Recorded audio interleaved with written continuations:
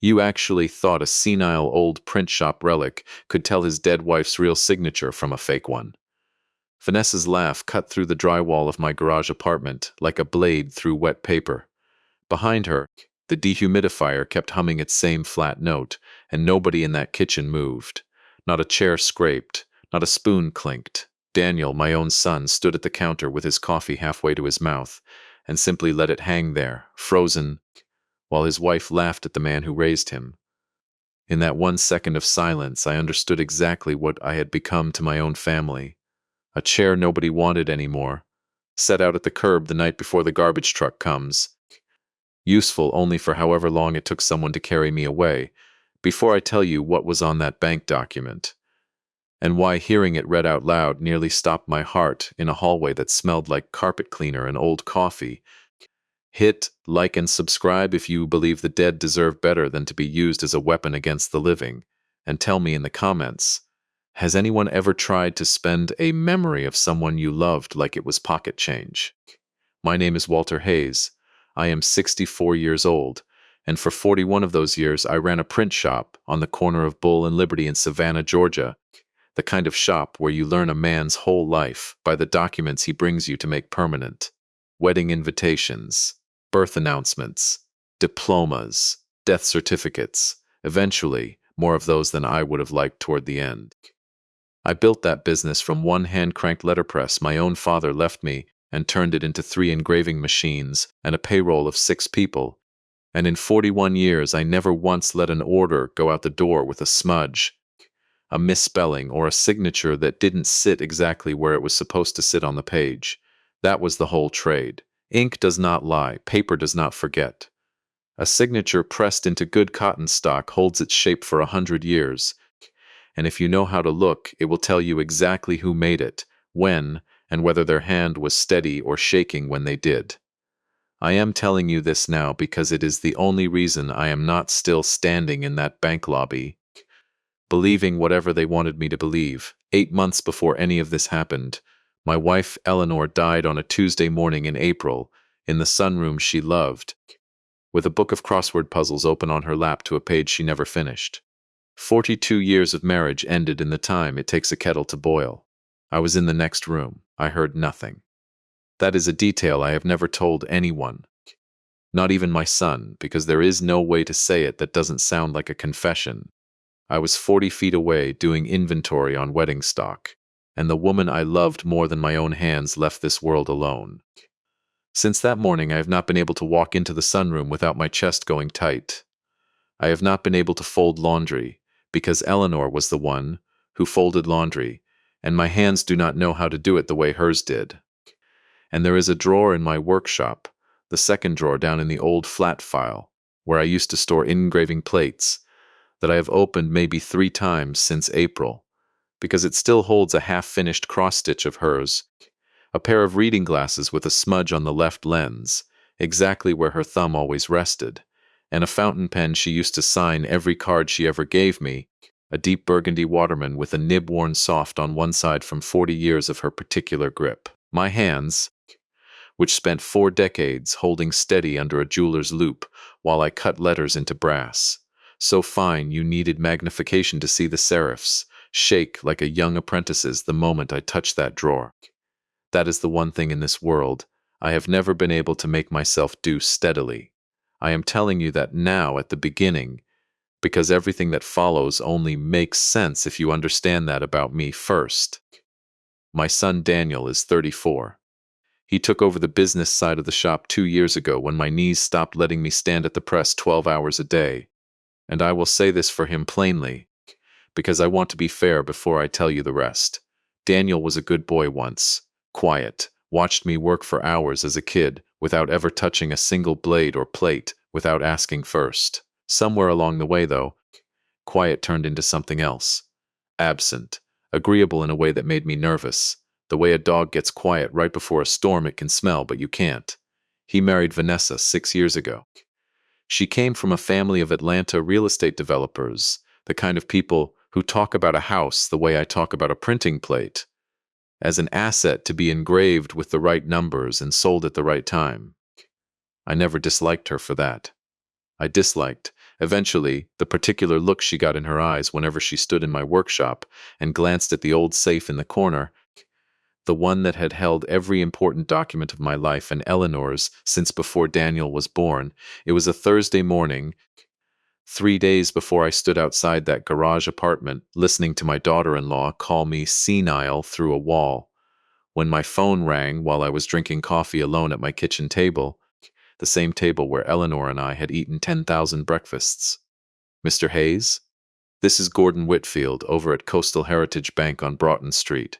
I handled some of your late wife's accounts. I knew Gordon a little. Steady man.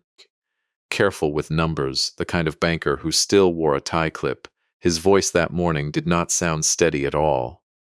Mr. Hayes, I need you to listen to me carefully, and I need to ask you something a little unusual. He paused long enough that I heard the tick of my own kitchen clock twice. Is there any way you could come down to the branch this morning? Alone. And I know how this is going to sound. I'd rather you not mention this call to your son just yet.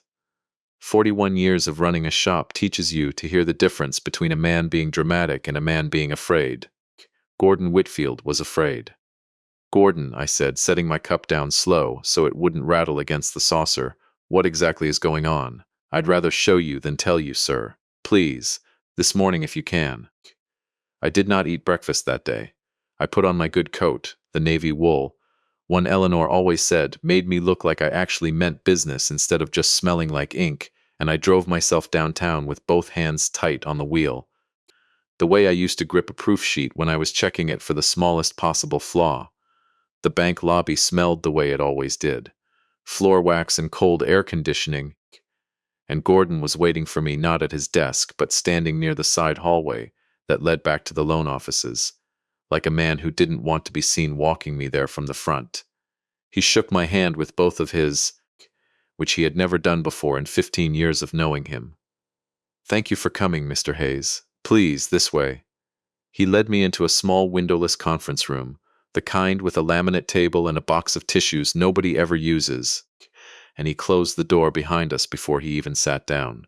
On the table was a single manila folder. Mr. Hayes, I want to start by saying I've been sick to my stomach about this since yesterday afternoon, and I only called you because our compliance department flagged it themselves through the proper channel before I ever laid eyes on it. Nobody went digging where they shouldn't have.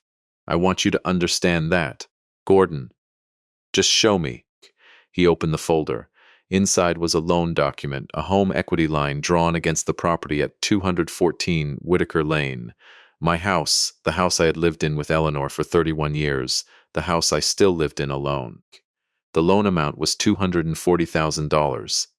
The date on the origination paperwork was 11 days earlier, and at the bottom, in the cosigner's line beside my own signature, which I had never once put on this document, was a second signature, Eleanor Marie Hayes, my wife's name, in her own hand, or something built to look exactly like it, dated 11 days before I sat in that room. Eleanor had been dead for 8 months and 3 weeks. I did not say anything for what felt like a long time. Gordon didn't either. Somewhere down the hall a printer was running, that steady mechanical clatter I had spent my whole working life around. And I remember focusing on that sound, because it was the only thing in the room that made any sense to me. That's not possible, I finally said, and my own voice sounded far away, like it belonged to somebody standing behind me. She's been gone 8 months, Gordon, you know that. You sent flowers. I know, sir. That's exactly why I called you and not the branch manager first. The notarization on this document is dated the same day as the signature. Somebody either forged that signature, forged the notary stamp, or found a notary willing to look the other way. I don't know which yet.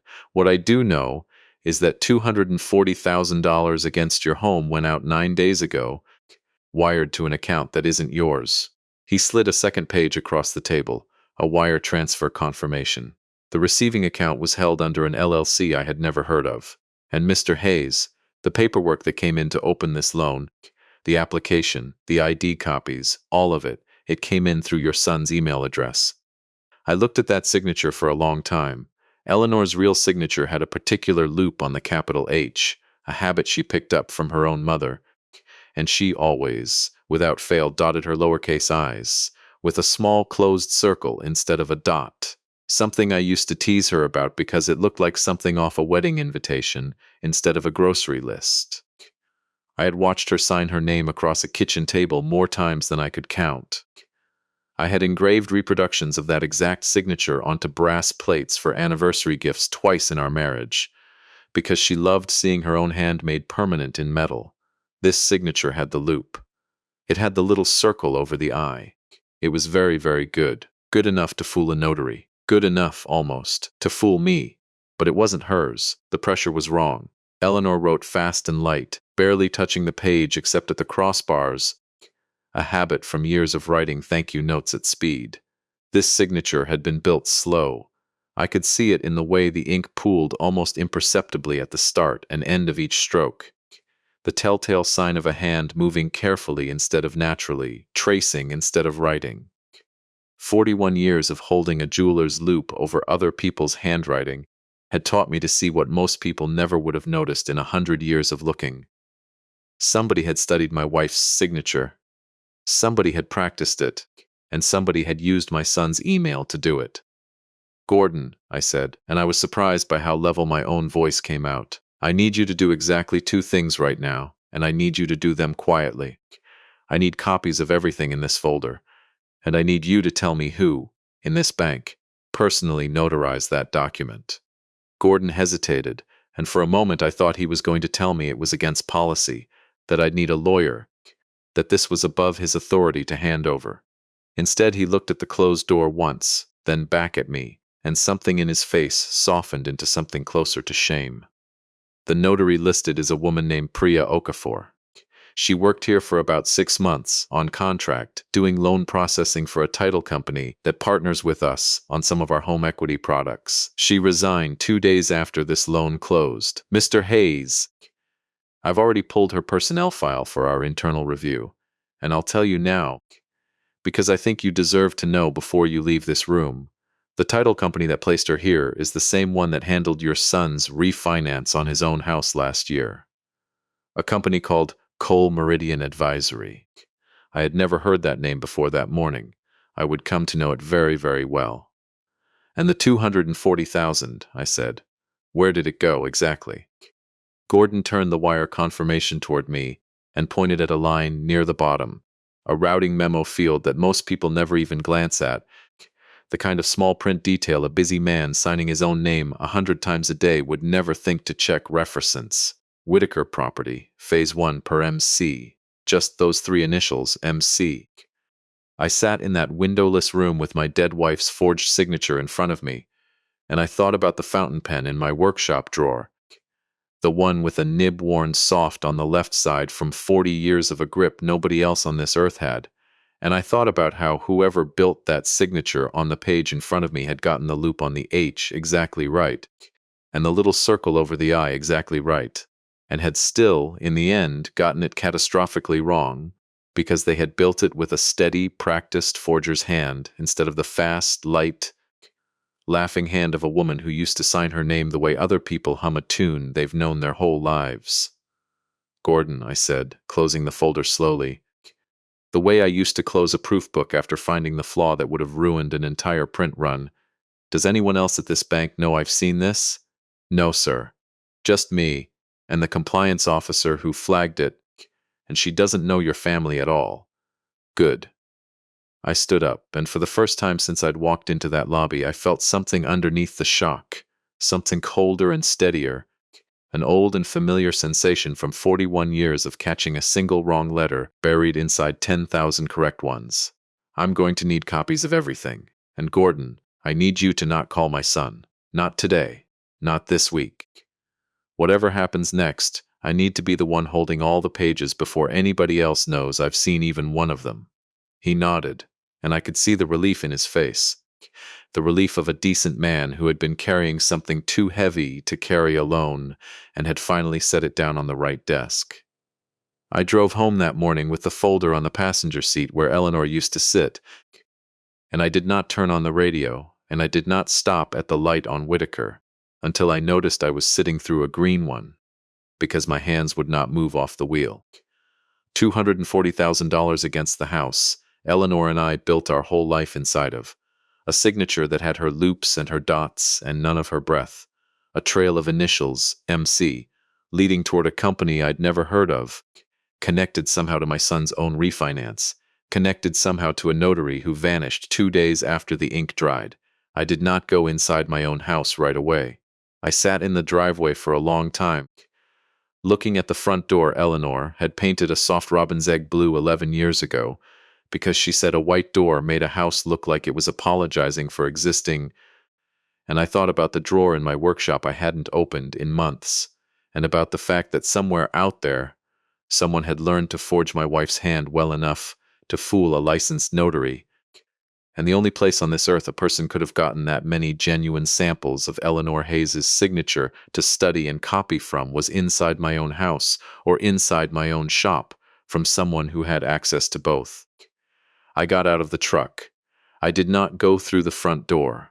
I walked around back toward the detached garage apartment where Daniel and Vanessa had been staying rent-free for the past year while they saved for a place of their own, the arrangement Eleanor herself had insisted on before she died, because she said no mother worth anything lets her son struggle when she has an empty apartment sitting right there over the garage.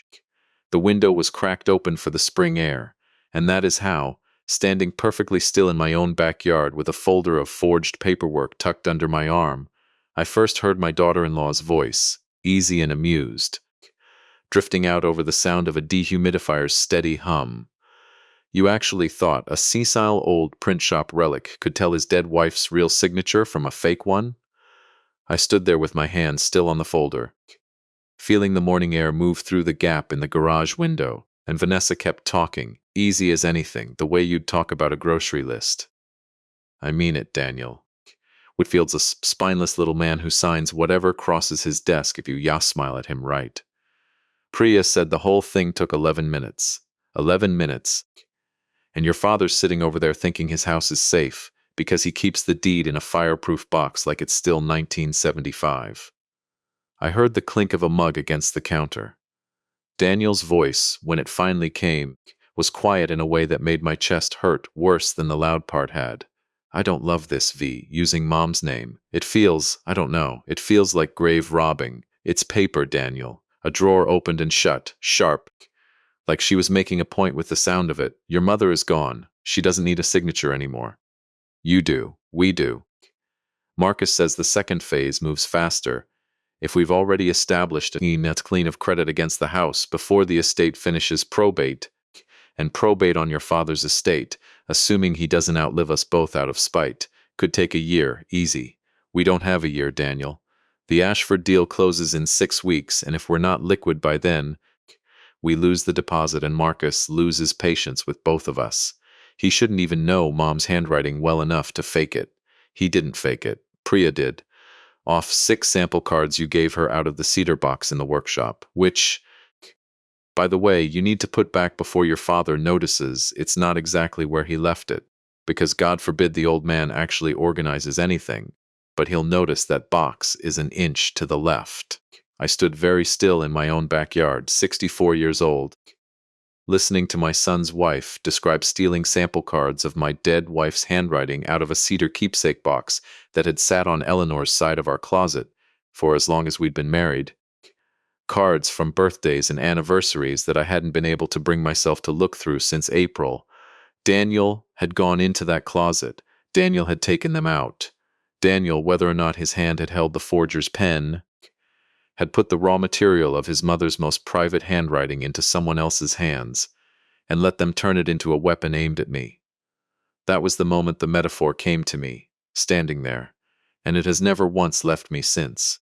In the shop, we used to say that a bad plate could ruin an entire print run without a single visible flaw on the surface, a hairline crack in the brass, invisible to the naked eye, that would print clean 100 times, and then, on the 101st, split wide open and destroy everything downstream of it. I had spent 34 years believing my son was solid brass all the way through. Standing in that backyard, I understood for the first time that there had been a crack in him since somewhere I couldn't see, and it had finally split. I did not go into that garage apartment. I did not confront them. Everything in me wanted to walk through that cracked window and put my hands on the counter and ask my son to his face whether he understood what he had let happen to his own mother's name. But 41 years of running a business had taught me one thing above everything else. The man who reacts in the heat of the moment is the man who loses the account. I walked back around the house, quiet as I could manage on knees that had never fully recovered from decades standing at a press, and I sat down at my kitchen table with the folder in front of me, and I made myself breathe until my hands stopped shaking enough to hold a pen steady. Then I called the one person in this world I trusted with something this delicate. Rosa Delgado had apprenticed under me for 6 years, starting when she was 19, a sharp, quiet girl who could set type faster and cleaner than anyone I'd trained in 4 decades, and who left the shop 12 years ago, not because she didn't love the work, but because she wanted to use the same eye for a living wage. The print trade could never pay her. She went back to school for forensic document examination and now testified in courtrooms across 3 states about ransom notes and forged wills and altered contracts, the kind of work that used the exact skill I'd given her but pointed it at crime instead of celebration. I hadn't called her in almost 2 years, not since Eleanor's funeral, where she'd stood in the back of the church in a black dress and cried harder than some of our own relatives. Mr. Hayes. Her voice on the phone still had that same careful precision I remembered, a woman who chose her words the way she used to choose her nibs. It's been too long. Is everything all right? No, I said. I need your professional eye on something, Rosa.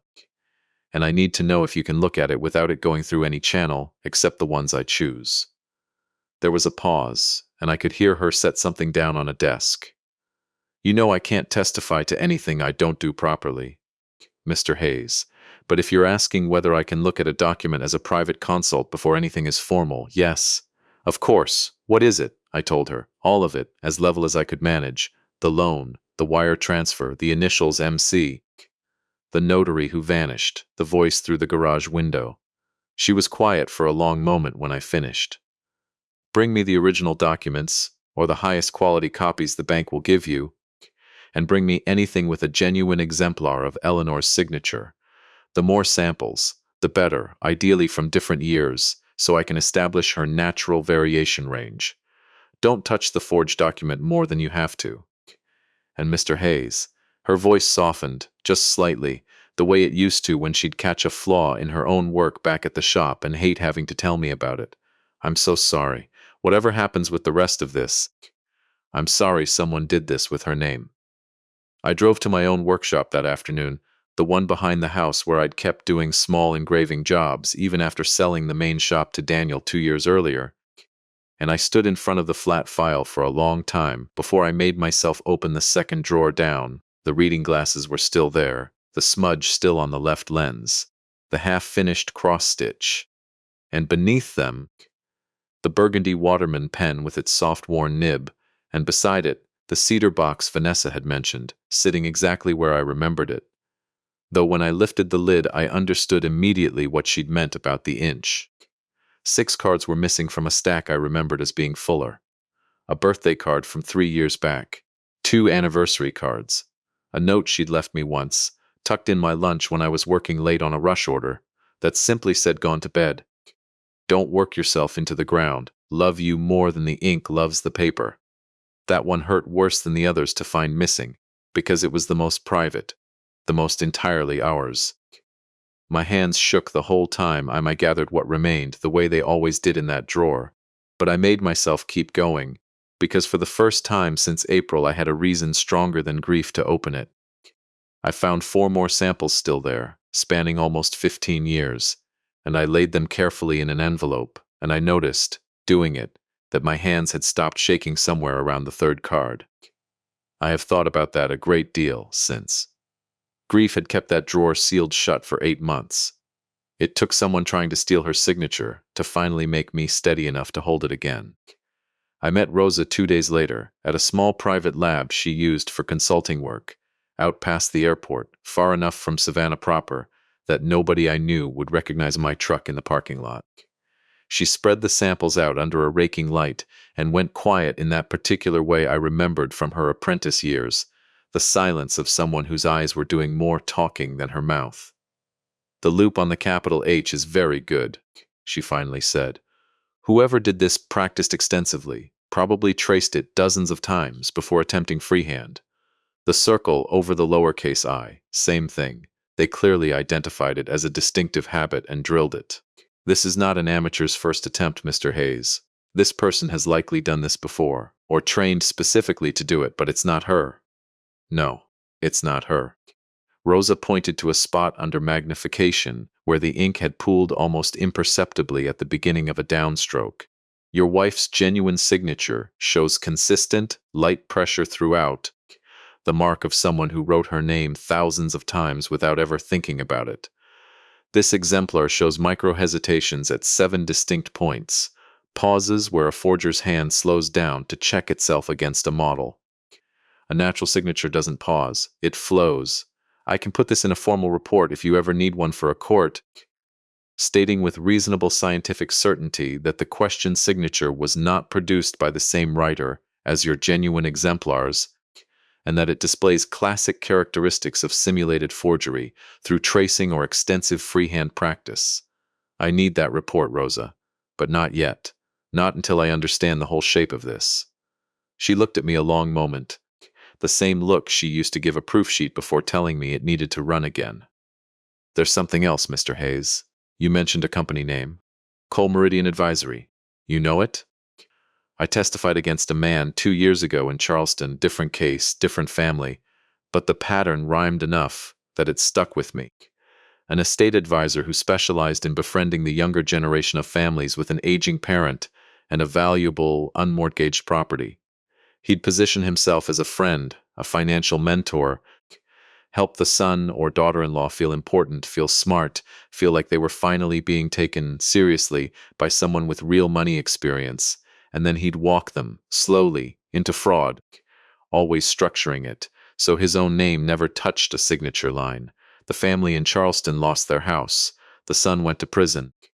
The advisor's firm dissolved and reopened 8 months later under a different name with a different registered agent. I never learned exactly where he resurfaced.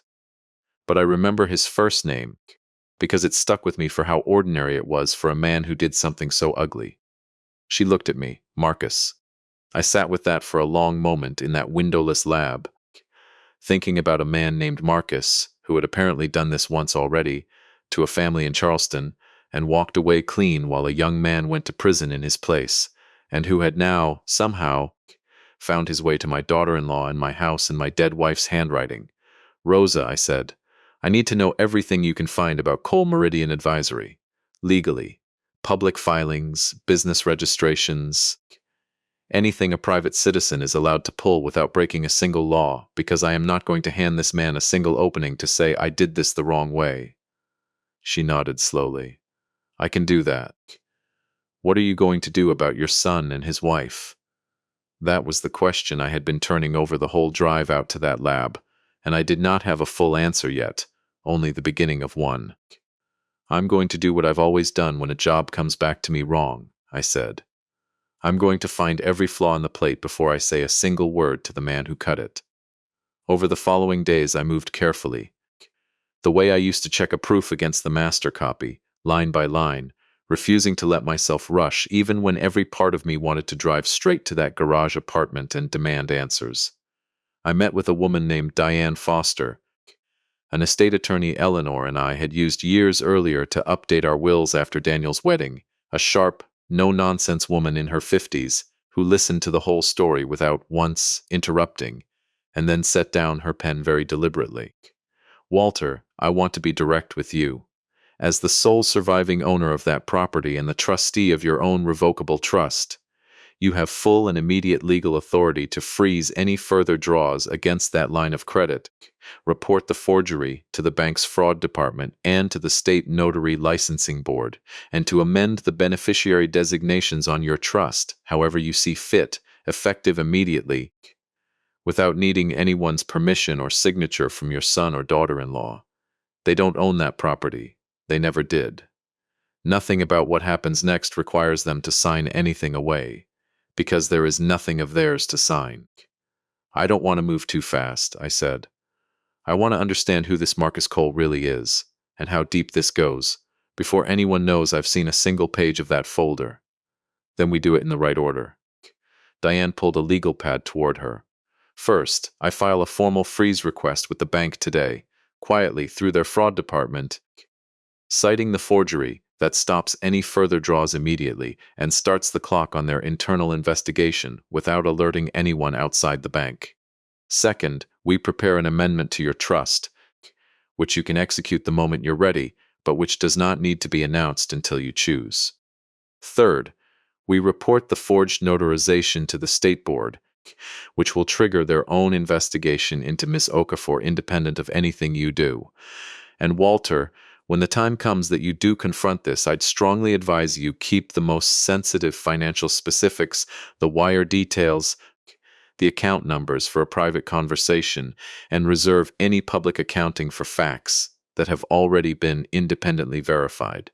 You don't want to stand up somewhere in front of people you love and read off numbers like a prosecutor. Let the people who did this collapse under their own reactions in front of witnesses who already know the essential truth.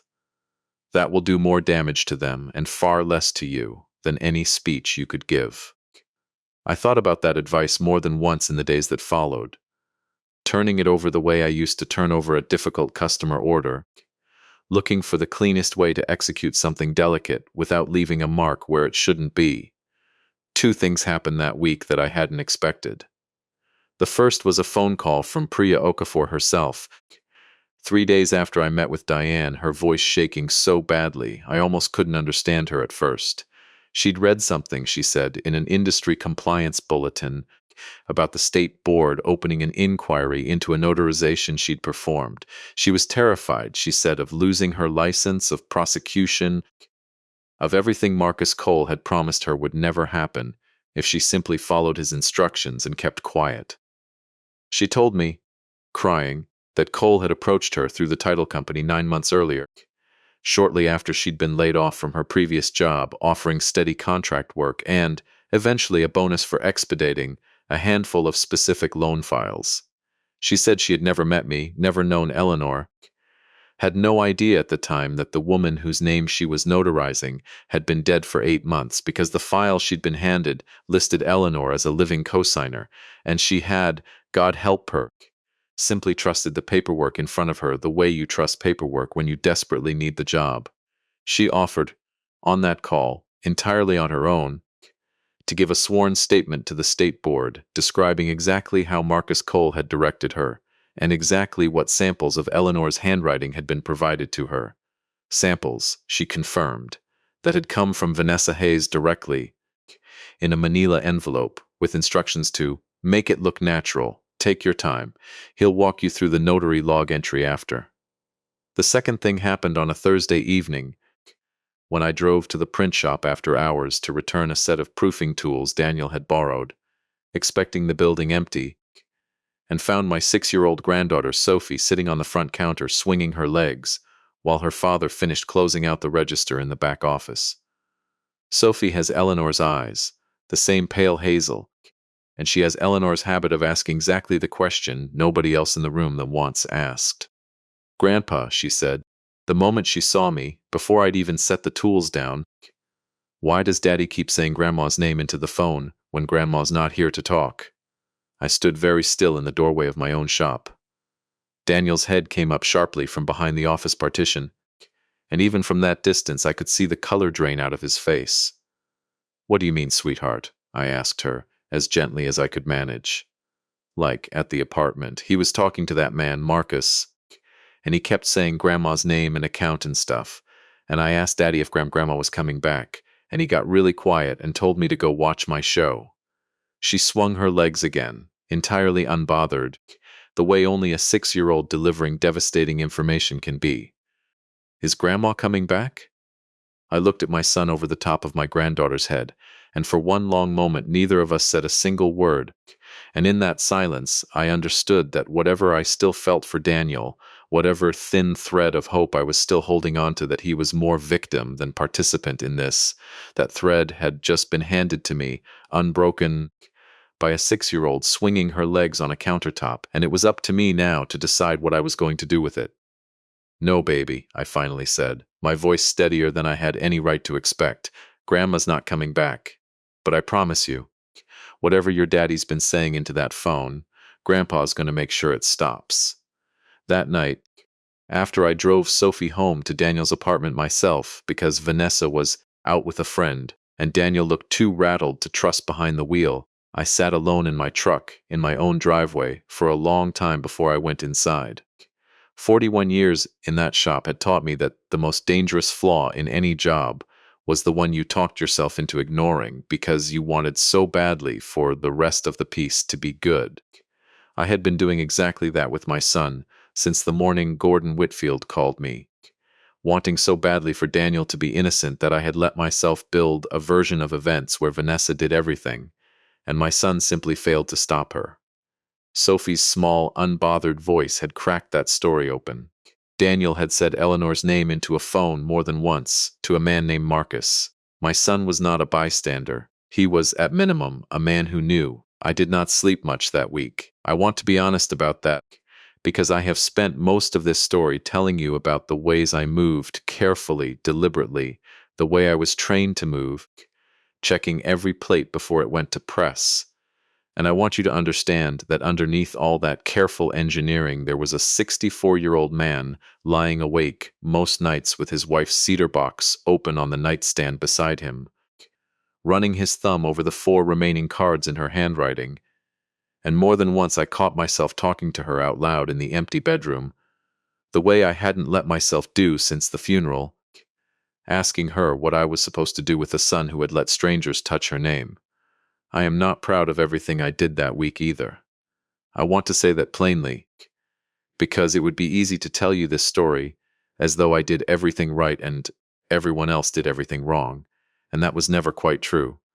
There was one night, about 5 days after the bank call, when I drove past Daniel and Vanessa's garage apartment at nearly 11 o'clock, not to confront anyone, just to sit outside in the dark with my headlights off, the way a much younger and much angrier version of myself might have done outside a supplier who'd cheated me on a contract, and I sat there for the better part of an hour, doing nothing useful at all except letting my anger run in circles with nowhere to go.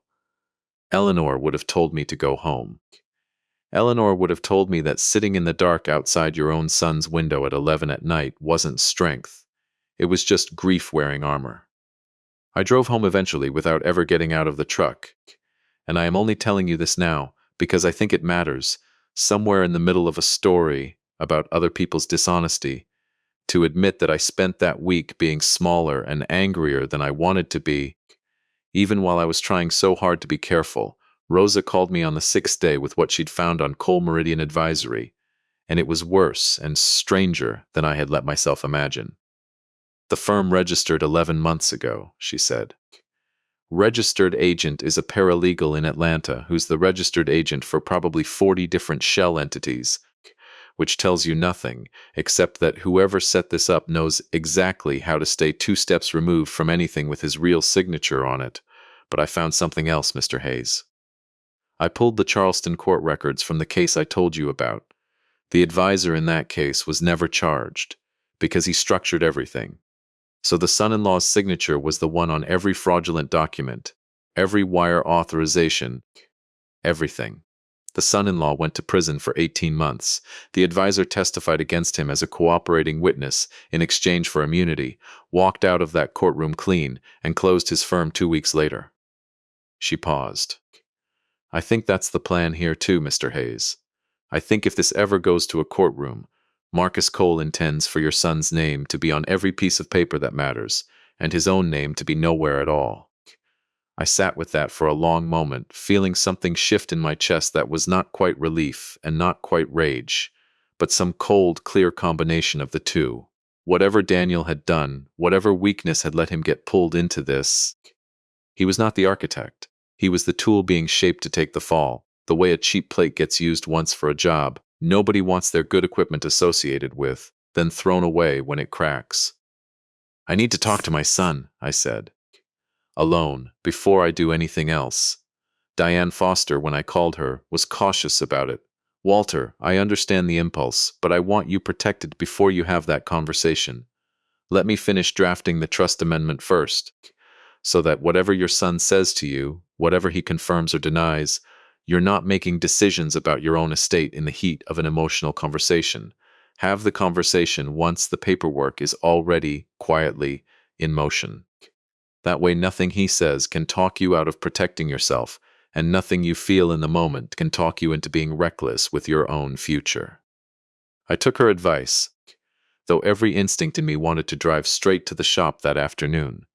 Diane finished the amendment within 2 days, a clean, simple restructuring of my trust that removed Daniel and Vanessa as beneficiaries of the Whitaker Lane property and the bulk of the estate, and instead established a direct educational and custodial trust for Sophie, administered by a neutral trustee, along with a smaller allocation to the Savannah Print Guild's Apprenticeship Fund, a program Eleanor and I had quietly supported for 15 years to help young people like Rosa learn a trade the way I once had. I signed it in Diane's office on a bright Tuesday morning, and I want to tell you honestly that my hand did not shake at all when I signed my own name, though it had shaken plenty on lesser things in the 8 months before. There's one more thing, Diane said, sliding a final document across the desk after I'd signed.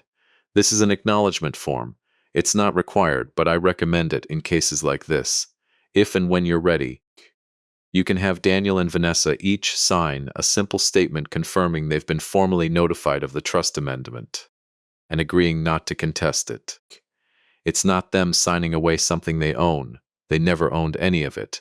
It's simply a clean record that they were told, plainly, in writing, and chose not to fight it in court. It protects you from years of expensive litigation later. And honestly, Walter, watching whether they're even willing to sign that piece of paper will tell you something true about each of them. I called Daniel 2 days later and asked him to meet me at the shop after closing, alone. I did not tell him why. I think some part of him already knew, because his voice on the phone was thinner than I'd heard it in years. He was waiting for me at the old work table in the back of the shop when I arrived, the same table where I'd taught him to set his first line of type when he was 9 years old, patient and clumsy with the composing stick. So proud when he finally got a full line to lock in straight. He looked, that evening, like a much younger version of himself, the confident business manager stripped away, leaving something closer to the boy who used to ask me to check his work before he'd show it to anyone else. Dad.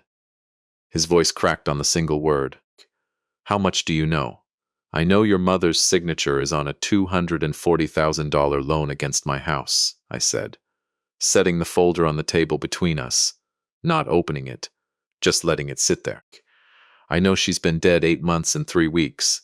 I know a notary named Priya Okafor practiced that signature off cards taken out of your mother's cedar box, cards that used to be in our bedroom closet.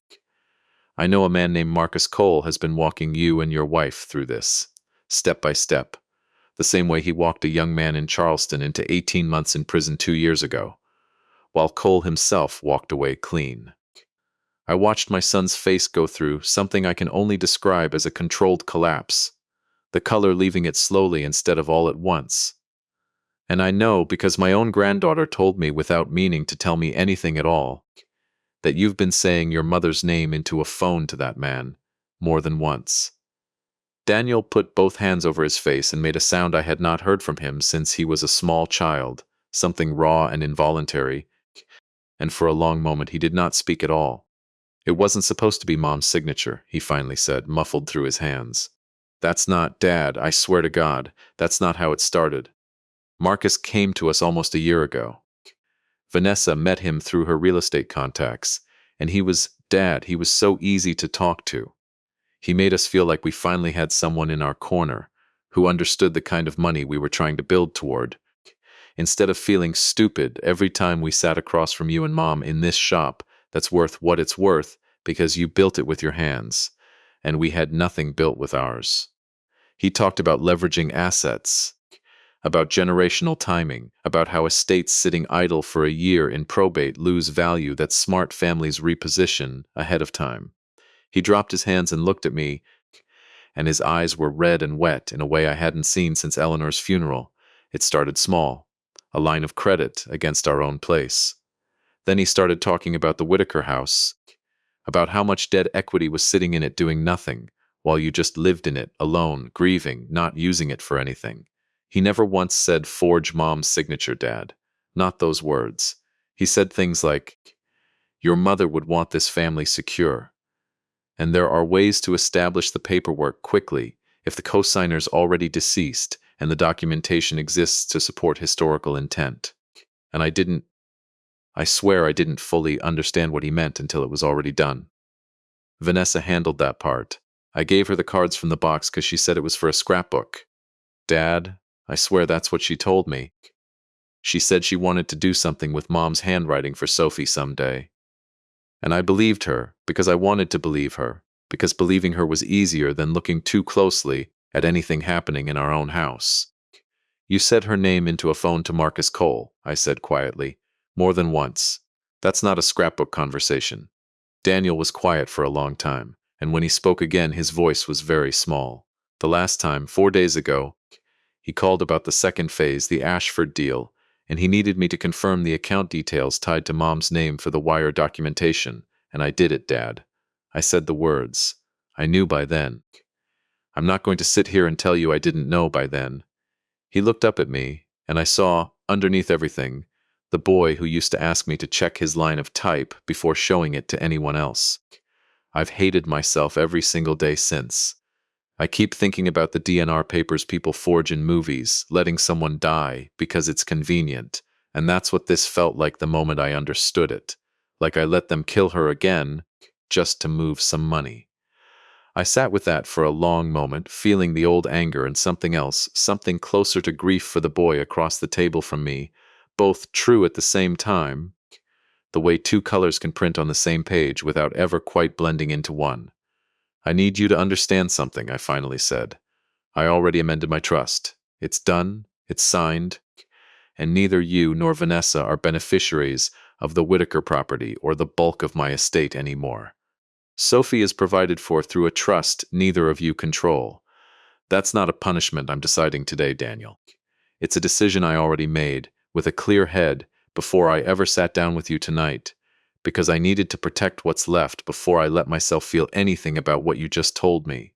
He nodded, slowly, tears running freely now, and did not argue, did not plead, and I think that more than anything he said told me something true about where he actually stood.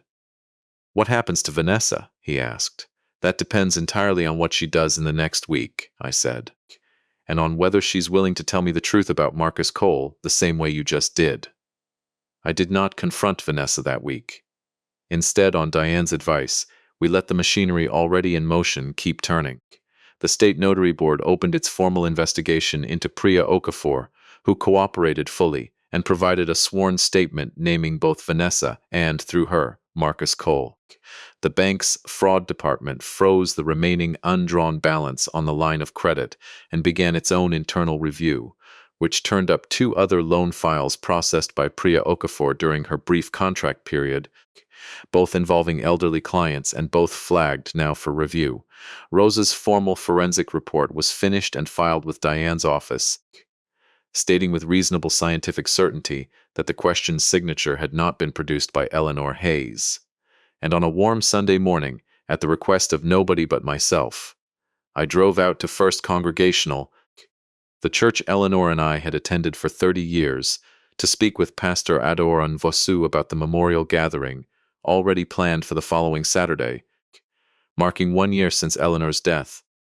A gathering the whole congregation had been organizing for months, small and quiet by Eleanor's own wishes, family and close friends gathering in the fellowship hall to share stories and light candles. Exactly the kind of gentle, communal ritual Eleanor would have wanted far more than any grand funeral spectacle. "I need to ask you something unusual, Pastor," I said, sitting across from her in her small book-lined office. "And I want you to tell me honestly if it feels wrong to you. because I would rather cancel the whole thing than turn something sacred into something ugly. She listened to the whole story without interrupting, the same steady patience she'd shown me through every stage of Eleanor's illness and after, and when I finished she was quiet for a long moment. "Walter," she finally said, "I've watched grief do strange and terrible things to families in this congregation for 20 years, and I've watched greed masquerade as grief more times than I'd like to admit. What you're describing to me isn't revenge. It's truth. Arriving at the one place your wife would have wanted it to arrive, surrounded by the people who actually loved her, instead of festering in a courtroom full of strangers." She reached across the desk and took my hand, the way she had the day Eleanor died. "But I'll ask you the same question I'd ask anyone standing where you're standing. Are you doing this because it's the right place for the truth to land, or because you want an audience for your anger?" I thought about that question longer than any other question anyone had asked me that whole difficult month. "I think," I finally said, "that I want the people who loved her to know what was almost taken from her memory. And I think I want to do it somewhere Eleanor would have felt at peace, instead of somewhere she never would have set foot in. I don't want a spectacle, Pastor, I want a witness." She nodded slowly. "Then I'll help you build a witness, not a spectacle. There's a difference, and I trust you to know it when you're standing in front of it." In the days that followed, I found myself doing something I had not expected, not planning an ambush, but quietly, gently, letting the truth reach the people who deserved to hear it before Saturday ever arrived. I told Rosa she was welcome to come, if she wanted, since she had known Eleanor for years as my apprentice, and had cried at her funeral in the back pew. I told Gordon Whitfield he did not need to attend, that he had already done more than his job required of him by making that first frightened phone call, but he asked quietly if he could come anyway, out of respect, and I found I did not mind at all. And on the Thursday before the memorial, I drove once more to the print shop, this time to find Vanessa there alone, going through the ledger books at the front counter, and instead of the confrontation I might have staged a week earlier, I found myself simply sitting down across from her and asking, plainly, whether she wanted to tell me the truth herself before Saturday, or whether she wanted the truth to arrive without her voice in it at all. She looked at me for a long time, this woman I had never fully understood in 6 years of marriage to my son, and for the first time since I'd known her, I saw something crack open in her composure that had nothing to do with performance. "He told me if I ever stopped, if I ever pulled back," she said quietly, not quite meeting my eyes, "he'd make sure Daniel took the fall for all of it. He showed me the paperwork, Walter, every wire authorization, every application. Daniel's name is on all of it. Mine isn't on a single page.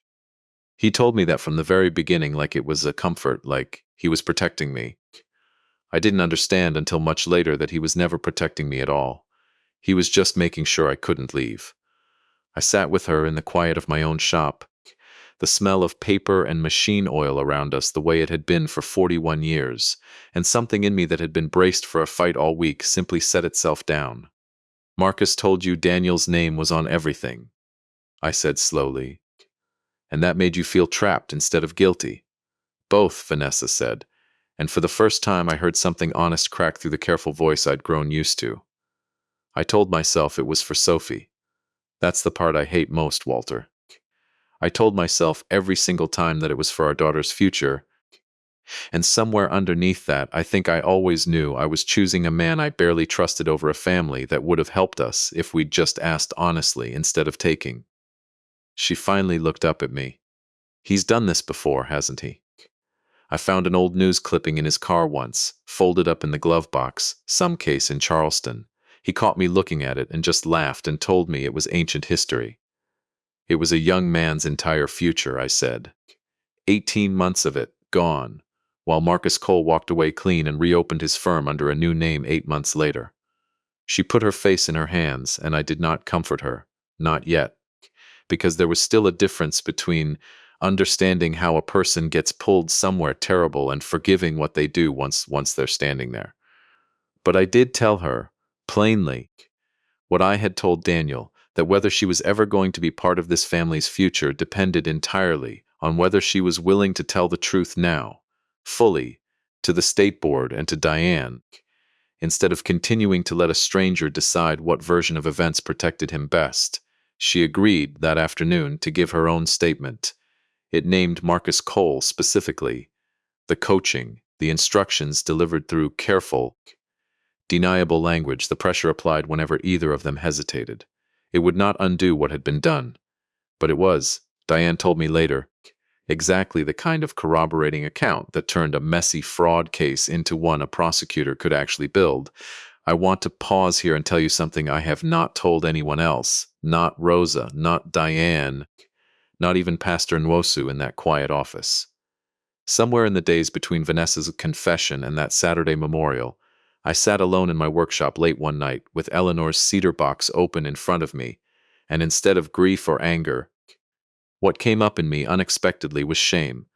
I had spent 34 years being the kind of father who showed love through hours logged at a press, through paid tuition and a roof over the garage apartment, and a business handed down debt-free, and precious few of those years actually sitting with my son the way I was sitting with him now, asking him what frightened him, what he wanted, what kept him up at night.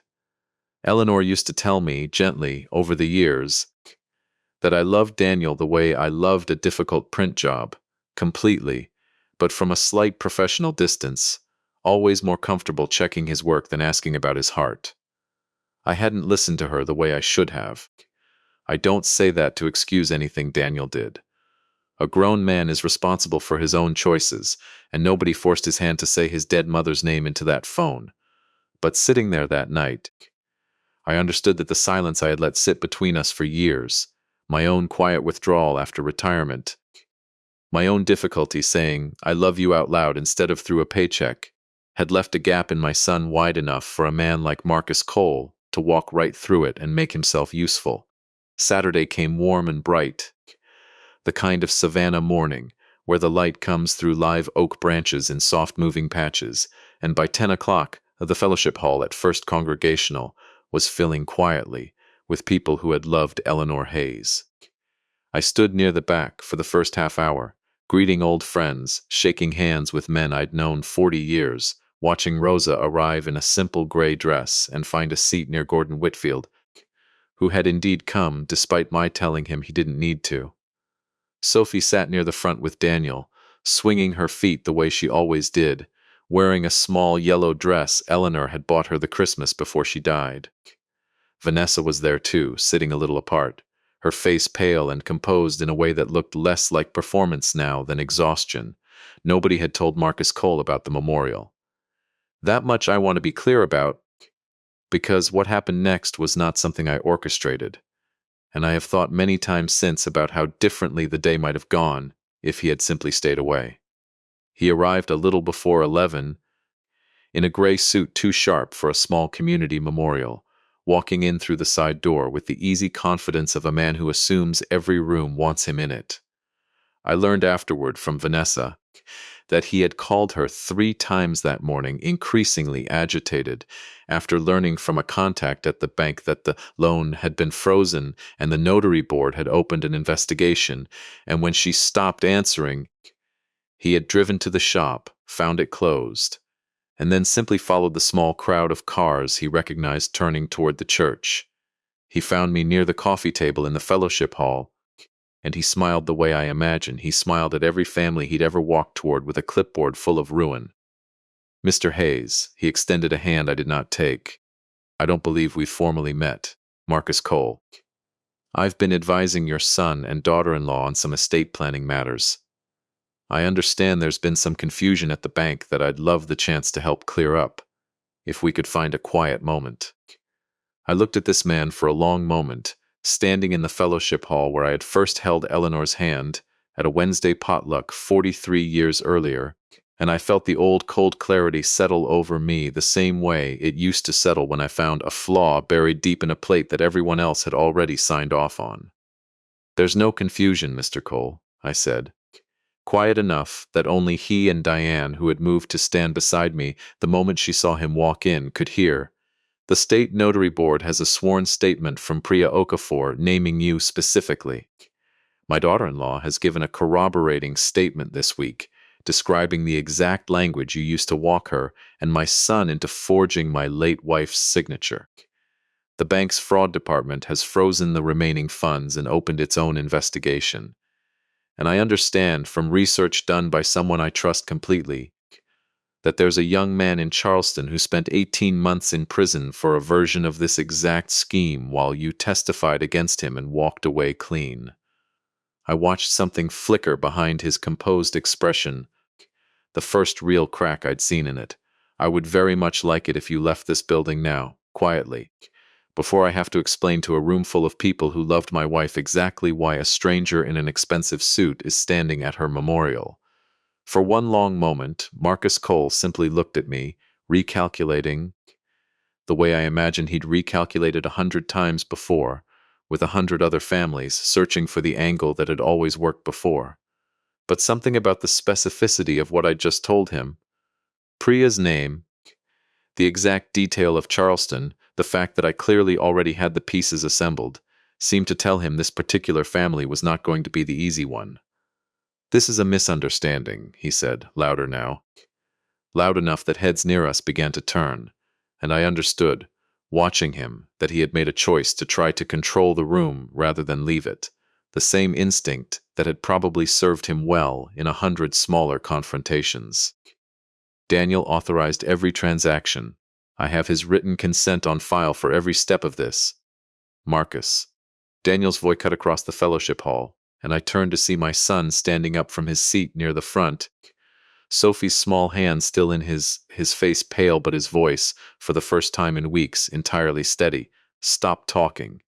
The room had gone quiet in the particular way a room goes quiet when something true is about to be said out loud, and I remember, even in that tense moment, noticing the small, ordinary sounds continuing underneath the silence. Someone's chair creaking, the air conditioning cycling on, a spoon someone had set down too hard against a saucer.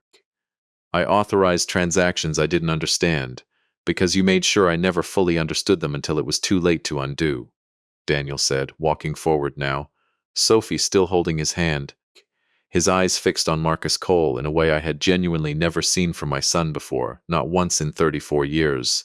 "You used my mother's name. You told me it was about family security, and I let myself believe you because believing you was easier than admitting what I actually was. A coward, taking the easy path instead of asking my own father for help, like a grown man should have.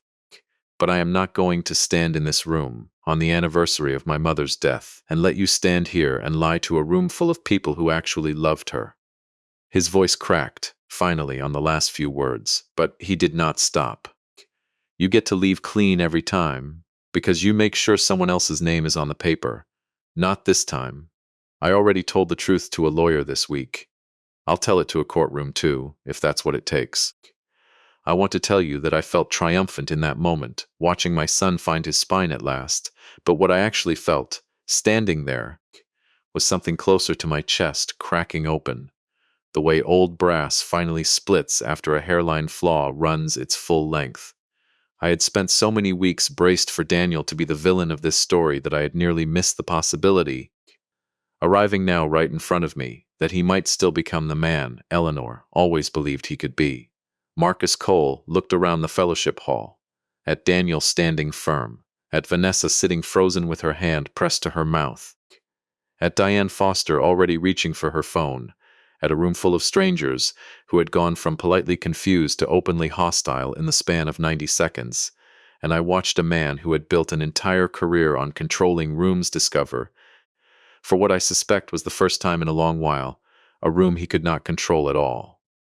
He turned and walked out through the side door without another word, and 2 weeks later, Diane would tell me that the district attorney's office had opened a formal criminal inquiry into Cole Meridian Advisory, using both Priya's and Vanessa's statements as a starting foundation, with the Charleston case cited as evidence of pattern and practice.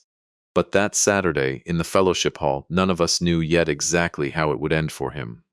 What we knew in that moment was simply that the room had gone very quiet again, and that Sophie, still holding her father's hand, looked up at the sudden stillness around her with the particular directness only a 6-year-old possesses. "Is everybody done being scared now?" she asked into the silence, her voice small and clear and utterly without guile. Because I think Grandma would want us to just talk about her instead. Something moved through that room at those words that I don't fully have language for even now, months later. A few people laughed, the soft, surprised laugh of grief briefly interrupted by something tender.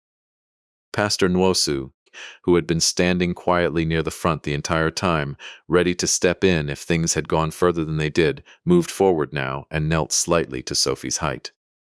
"I think that is exactly right, sweetheart," she said, and then, straightening, addressed the room. "Why don't we do exactly what we came here to do?" I do not think I have ever loved my granddaughter more than I did in that moment, watching her small, unbothered honesty do more to heal that room than any of my careful engineering had managed in 3 weeks of forensic reports and frozen accounts. I want to tell you now about the letter, because it is the part of that day I think about most. Eleanor's cedar box had sat, mostly untouched, in the drawer of my flat file for 8 months, and in the days after the forgery first came to light, going through it card by card with Rosa, I had found something I hadn't known was there, tucked flat beneath the lining paper at the very bottom of the box, a single folded sheet in Eleanor's own hand, undated, that from the ink and the paper stock I guessed, had been written sometime in the last 2 years of her life, though I will never know exactly when. It was not a will, it was not instructions, it was simply a letter, addressed to no one in particular, that I believe she had written for herself, the way some people keep a private journal, working through a worry she had, apparently never brought to me directly. I had decided, sitting with Diane the week before, that if the moment ever felt right, I would read it aloud. Not as evidence, not as a weapon. Just as Eleanor's own voice, arriving at the one gathering she would have wanted to be present for. Standing at the front of that fellowship hall, with Daniel and Sophie a few feet away, and Vanessa still seated with her hand over her mouth, and a room full of quiet, grieving, relieved faces turned toward me. I unfolded that single page and read it exactly as she'd written it. "I worry sometimes," Eleanor had written, "that Walter and I have given our son every comfort except the hardest one, the comfort of being needed for something other than his own convenience. I worry that money, when it comes too easily, teaches a person to reach for it instead of for each other. I don't know how to fix this, and I don't know if it needs fixing at all, but I want to write it down somewhere so that if I never find the right words to say it out loud, at least I said it to someone. Love should never become a kind of ownership. I hope, whatever happens to this family after I'm gone, that the people who loved me remember that loving each other well matters far more than any house, any account, any signature on any page. I hope Daniel finds his own steady hand someday, the way his father found his in that shop. I hope, whatever comes, we all choose each other over everything else." I folded the letter back up with hands that, for once, did not shake at all, and I looked at my son, whose face had come apart entirely, tears running freely now without any attempt to hide them, and at Sophie tugging gently at his sleeve, confused and tender all at once, and at Vanessa, who had finally quietly begun to cry too. Daniel crossed the small distance between us and put his arms around me, the first time either of us had embraced like that, without hesitation, without the careful distance we'd both maintained even at Eleanor's funeral, since he was a boy small enough to be lifted onto my shoulders at the shop. I held my son the way I should have held him more often across 34 years, and somewhere behind us I heard the soft, unbidden sound of several people in that room crying quietly along with us, not out of grief for Eleanor alone anymore, but for whatever fragile, hard-won thing was visibly mending itself in front of them. "I'm so sorry, Dad," Daniel said into my shoulder, and I felt the words land somewhere deep and old in my chest. "I'm sorry I let anyone touch her name. I'm sorry I let you carry all of this alone before you had to. I should have asked you what frightened you a long time before any of this happened," I said, quiet enough that it was only for him. "I spent so many years teaching you how to run a press, and not nearly enough asking you how you were doing underneath it. That's on me too, son, not all of it, but some of it." We stood there a long moment, and I noticed, over Daniel's shoulder, a handful of people I hadn't expected, old employees from the shop, retired now, Men and women I hadn't seen in years, standing quietly along the back wall, not speaking, simply present, the way people who genuinely loved someone show up without needing to be asked. The kind of quiet community support Eleanor herself had spent 30 years building through nothing more than casseroles and patient listening and remembering everyone's birthday. Vanessa stood up slowly from her seat, and I watched her walk toward Sophie rather than toward me, kneeling down to her daughter's height the way Pastor Nwosu had. And I heard her say, quiet enough that I don't think she meant for the whole room to hear it, but I did anyway, "I'm going to fix this, baby. I promise you, I'm going to spend a long time fixing this." I do not know, standing in that fellowship hall that Saturday, exactly what shape the rest of this family's future was going to take. I did not yet know how the criminal case against Marcus Cole would resolve, or how much of it Vanessa would eventually have to answer for herself, or whether Daniel and I would ever fully close the distance that had opened between us over so many quiet years before this crisis forced it into the light. What I knew, standing there with my son's arms still around me, and my dead wife's own words still hanging in the air of the room she used to fill every Sunday with her particular unhurried laugh, was that something true had finally been said out loud. In the one place she would have chosen for it, surrounded by exactly the kind of people she would have wanted watching. The days that followed the memorial moved slower than the weeks before it. The way a room feels different once the flaw in the plate has finally been found and corrected. Quieter, but not yet fully trusted, the way you still check a proof twice, even after you know exactly where the crack was. The criminal case against Marcus Cole took the better part of 8 months to resolve, longer than any of us wanted, though Diane reminded me more than once that cases built on paper move at the speed of paper, not at the speed of grief.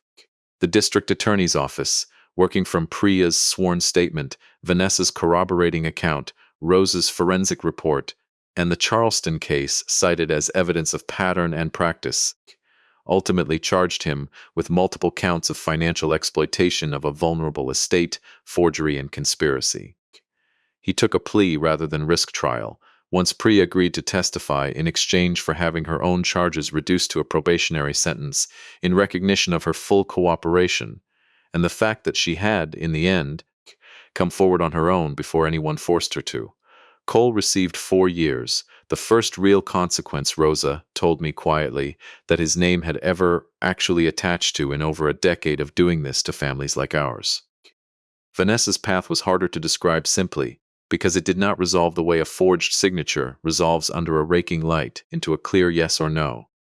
She was not criminally charged. Her cooperation, given before any indictment and central to the case against Cole, was weighed heavily by the prosecutor's office, and Diane negotiated a civil resolution instead, a restitution agreement, and a formal, notarized acknowledgement that she had participated in fraudulent conduct, filed quietly with the court. What mattered more to me in the months that followed was smaller and slower than any legal document. She began seeing a counselor on her own, without Daniel prompting her to. She started working, unpaid at first, 2 afternoons a week at the print shop, learning to run the smaller platen press the way Rosa once had, because she said, the first time she asked, that she wanted to understand what an honest day's work with her own hands actually felt like, since she'd spent 6 years married into a family that valued exactly that, and had never once tried to learn it herself. I will not tell you it was easy to trust her again. Some mornings, watching her set type at the same table where I'd once taught Daniel, I still felt the old cold suspicion rise up in me, and I let it, because I think pretending it was gone entirely would have been its own kind of lie. But I watched her, over those months, choose the slower, harder path of actually earning something back, instead of asking to be forgiven and handed it. And that, more than any single conversation, was what eventually let something soften between us. Daniel and I rebuilt something that took longer to name than to feel. We started having dinner together on Thursday nights. Just the two of us at first, then eventually with Sophie and Vanessa too, and somewhere around the 3rd or 4th of those dinners I found myself telling him, for the first time in his adult life, about my own father, about the print shop I'd inherited at 26 with more debt than equipment, about how frightened I had been the whole first decade of running it, and how I had never once told anyone that, because I believed a man was supposed to make fear look like confidence. Daniel listened to all of it the way he used to listen to me explain how to set a difficult font, careful, hungry for the parts of me I'd always kept, just out of reach. I think, if I am honest, that was the real repair. Not the trust amendment, not the forensic report, not even the letter I'd read aloud in the fellowship hall, but simply the slow, ordinary work of two men who loved each other learning, late and imperfectly, how to actually talk. I never restored Daniel and Vanessa as beneficiaries of the Whitaker property. I want to be plain about that because I think some people expect a story like this to end with everything folded neatly back to where it started, forgiveness undoing every consequence along with it. And that was never the shape of what happened here. Sophie's trust remains exactly as Diane and I structured it, administered independently, waiting for her 25th birthday, the way Eleanor and I always intended our own eventual inheritance to skip a generation of easy convenience and land instead in the hands of someone who would grow up understanding, hopefully, what it actually cost to build something worth passing down. The Print Guild Apprenticeship Fund grew, that year, larger than either Eleanor or I had ever managed to make it in 15 years of quiet donations, because I redirected toward it nearly everything that would have gone to Daniel and Vanessa, and I have watched, in the month since, 3 young apprentices come through that program the way Rosa once did, learning a trade with their hands the old patient way. I think Eleanor would have loved watching that most of all. What I did do 6 months after the memorial was something smaller and I think, in its own way, more important than any line in any trust document. I gave Daniel the fountain pen, Eleanor's burgundy Waterman, the one with the nib worn soft on one side from 40 years of her particular grip, the one I could not touch for 8 months without my hands shaking, sat in that cedar box drawer through the whole ordeal, and I had assumed, for a long while, that I would keep it there until I died, the way you keep something too precious to risk using. But one evening that fall, sitting with Daniel at the shop, after Vanessa and Sophie had gone home, I found myself opening that drawer in front of him for the first time, and instead of shaking, my hands were steady, the way they hadn't been in nearly a year. I want you to have this, I told him, setting the pen in his palm. Not because I'm handing you the business, or the house, or anything with a dollar figure attached to it. I already told you those aren't coming back the way they were. I want you to have this because your mother wrote your name with it more times than either of us can count, on birthday cards and school forms and every single Christmas gift tag, for 34 years, and I think she'd want you to be the one holding it, not me hiding it in a drawer out of fear of what it might cost me to touch it. I closed his fingers around the barrel of the pen the way she used to hold mine when she taught me, badly, to write in cursive before we were married. A joke between us for 40 years about how a man who could engrave letters into brass with a steady hand still wrote like a physician on a prescription pad. Signatures matter, Daniel. That's the whole lesson underneath everything that happened this year. If you want the short version of it, a signature is supposed to mean something true was actually there when the ink touched the page. I want you to remember that every single time you sign your own name to anything for the rest of your life. He held that pen for a long time without saying anything, turning it over in his hands the way I'd once turned proofs over under a jeweler's loupe, checking for flaws, and when he finally looked up at me, his eyes were wet again, but steadier than I'd seen them in a year. I signed a lot of things I shouldn't have this past year, he said quietly. I want to spend a long time signing things I should have instead. Starting with this, I do not know, even now, exactly what the rest of this family's story will hold. Sophie is 7 now, and last month, standing on a stool at the old plate and press with my hand steadying hers over the lever, she pulled her very first clean proof. A simple engraved card, her own name in a plain, honest serif, no flourishes, nothing fancy, just her name pressed true and clean into good cotton stock, the same way I once taught her father and his grandfather once taught me. She held that little card up to the light the way I taught her, checking it the way you check anything you want to be proud of, and she grinned at me with Eleanor's exact same hazel eyes and said, "Grandpa, it's real, right? It's really me?" "It's really you," I told her, and I meant it in every sense a person could mean those 3 words. I think about the morning I stood outside that garage apartment more often than I'd like to admit, listening through a cracked window while my daughter-in-law laughed about a senile old print shop relic who could never tell his dead wife's real signature from a fake one. I was wrong about very little that year, but I was wrong, at least, about how that story would end. They believed a grieving old man's steady hands had finally gone soft, that a lifetime spent learning the exact weight and rhythm of true ink on true paper could be fooled by a careful enough copy, that the woman who taught me most of what I understood about love could be reduced to a signature line on a document she never touched. They were wrong about all of it. Ink does not lie, and neither, in the end, did the people who actually loved her enough to tell the truth once it mattered most. My son, finding his own steady hand at last. A young notary, frightened enough to finally do the right thing. A former apprentice who never once stopped believing my eye was worth calling on. And a granddaughter who reminded an entire room, in the plainest possible words, what all of it was actually for. I used to believe that the most important thing I ever built in 41 years behind that press was the business itself, the machines, the reputation, the steady name on the door. I know better now. The most important thing I ever built was steady enough for my family to find their way back to, even after someone else tried to counterfeit the very thing that held us together in the first place. A signature is just ink on paper until somebody makes it true.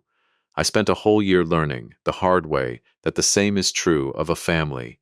If this story meant something to you, hit like and subscribe for more true stories like this one, and tell me in the comments, would you have been able to forgive the people who let a stranger use someone you loved as a weapon, or would some part of that door have stayed permanently closed?